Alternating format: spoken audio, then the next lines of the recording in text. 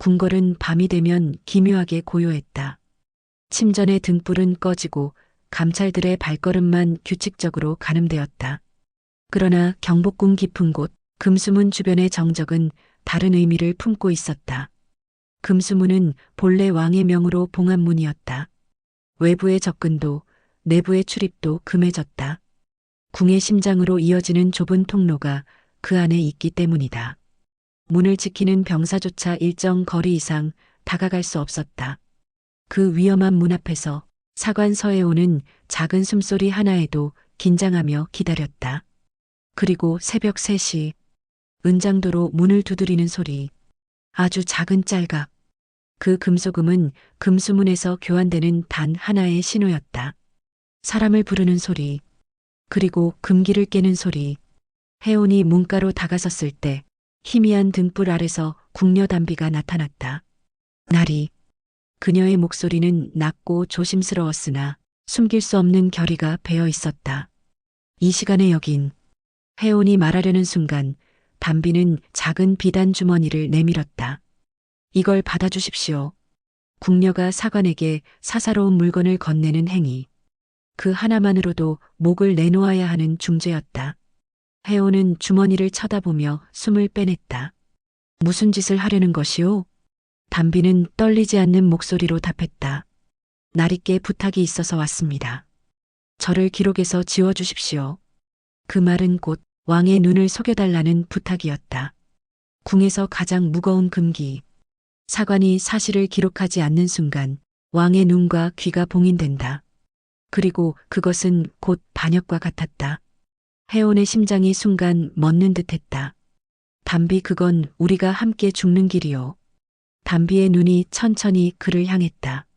그러니까 함께 가달라는 겁니다. 그 말은 혜온의 삶과 신념을 뒤흔드는 칼날이었다. 다음 날 혜온은 사초를 펼쳐들었지만 붓끝은 종이에 닿지 않았다. 왜 하필 나였을까? 왜 굳이 나에게 금기를 들이밀었을까? 그의 머릿속엔 담비가 마지막에 한 말이 계속 울렸다. 함께 빠져달라는 말입니다. 사관의 책무는 사실을 기록하는 것. 개인의 감정은 있어선 안 된다. 그러나 그 원칙은 담비의 두 눈앞에서 이상하게도 허물어져 갔다. 그는 결국 사초에 이렇게 적었다. 금수문 주변 이상무. 사실은 명백히 있었다. 담비는 금수문에 들어왔고 그는 그녀를 만났다. 그러나 그는 기록하지 않았다. 그 순간 혜온은 스스로도 깨닫지 못했지만 이미 처음 금기를 넘어섰다. 그날 밤 문서고엔 혜온 이외에는 누구도 있어선 안 됐다. 그러나 새벽녘 문서고를 열자 그 안에 담비가 서 있었다. 그녀는 등불을 들고 수백 년의 기록을 감싸고 있는 그 공간 깊숙이 들어와 있었다. 혜온의 입에서 작은 비명이 새어나왔다.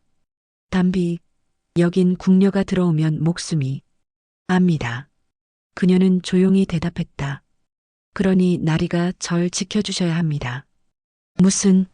저는 나리께서 지켜보는 곳에 서고 싶었습니다. 지켜본다고? 네. 전 기록에 남지 않는 사람입니다. 하지만 이 안에 들어오는 순간 나리가 보는 모든 것 속에서 저는 처음으로 존재를 갖습니다. 그 말의 의미가 너무 선명해. 혜온은 숨을 들이켰다. 존재하고 싶어서 금기를 깨는 그런 사람이 있었다니. 담비는 문서고의 깊은 곳으로 다가서며 속삭였다. 나리, 저는 이미 한 번 죽은 몸입니다. 그러니 더 잃을 것도 없습니다. 그렇다고. 혜온이 손을 뻗는 순간 그녀는 얼굴을 들어 그를 바라보았다. 하지만 나리는 다르지요. 그래서 묻겠습니다.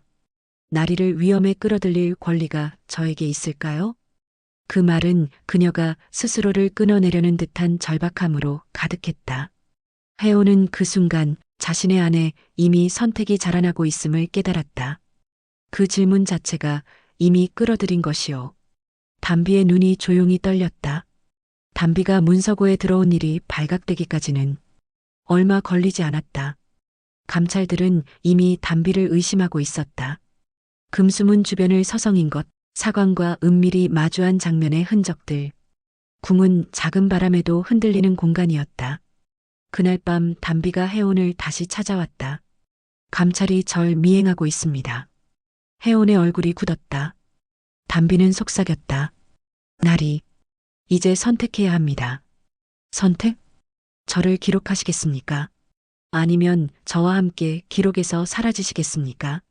그녀의 말은 모든 금기 중에서도 가장 무거웠다. 사관에게 사라지자는 말. 그건 곧 왕을 속이고 궁을 거역하고 신분을 버리겠다는 말이었다. 담비는 한 걸음 다가왔다.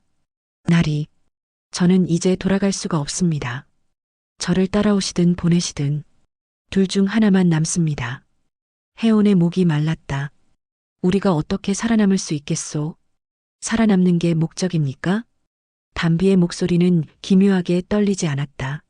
저는 나리가 있는 곳이 목적입니다. 혜원은 그 순간 깨달았다. 담비가 원하는 것은 탈출도 생존도 아니었다. 같이 금기를 깨고 싶은 누군가. 그 존재 자체였다. 그리고 혜원의 마음 한켠에서도 그 금기를 깨고 싶은 충동이 자라나 있었다. 그날 새벽 금수문에서 또 은장도 소리가 났다. 이번엔 3번. 짤각짤각짤각. 감찰이 가까워졌다는 신호였다. 담비는 문에 등을 기대고 있었다. 손에는 작은 종이 쪽지가 있었다. 감찰이 오늘 밤 저를 데려갈 겁니다. 혜원의 숨이 거칠어졌다. 담비, 그걸 왜 지금? 그래서 마지막 부탁을 드리러 왔습니다. 그녀는 종이를 그의 손에 쥐어주었다. 이걸 기록에 남겨주세요. 기록? 네. 제가 어딘가에 살아있었음을 알려줄 단 하나의 기록. 혜원은 손을 벌벌 떨며 종이를 읽었다. 그 안엔 담비의 작은 글씨로 단 한 줄이 적혀 있었다. 서해온 날이 당신을 믿었습니다. 혜원은 종이를 움켜쥐었다. 담비, 이걸 기록하는 순간 당신은 더 빨리 죽게 될 것이오. 기록하지 않는다면 전 아예 존재하지도 못합니다. 담비가 그의 손을 잡았다. 처음이자 마지막으로 궁녀가 사관의 손을 잡은 순간이었다. 나리, 저는 목숨을 걸었습니다. 이제는 나리 차례입니다. 혜원은 숨조차 쉬지 못했다. 그리고 결국 담비의 손을 놓지 않았다. 줬소. 그는 떨리는 목소리로 말했다. 같이 금기를 깨봅시다. 담비의 눈가가 흔들렸다. 그리고 아주 미세하게 미소가 피었다. 감찰이 금수문을 향해 달려오고 있었다.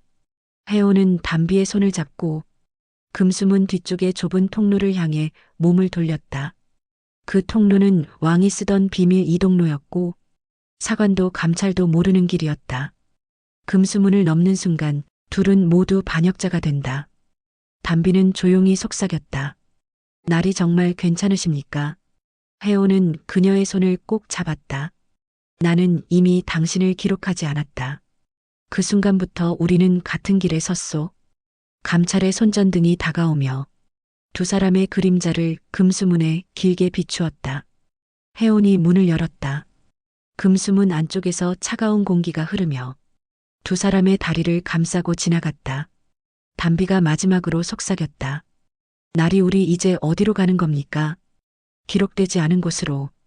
혜원이 답했다. 그곳에서 함께 존재합시다. 그리고 두 사람은 궁의 가장 깊은 금기 속으로 사라졌다. 문 뒤편에서 감찰들이 문을 부수는 소리가 들렸지만 금수문은 이미 그들을 삼켜버린 뒤였다.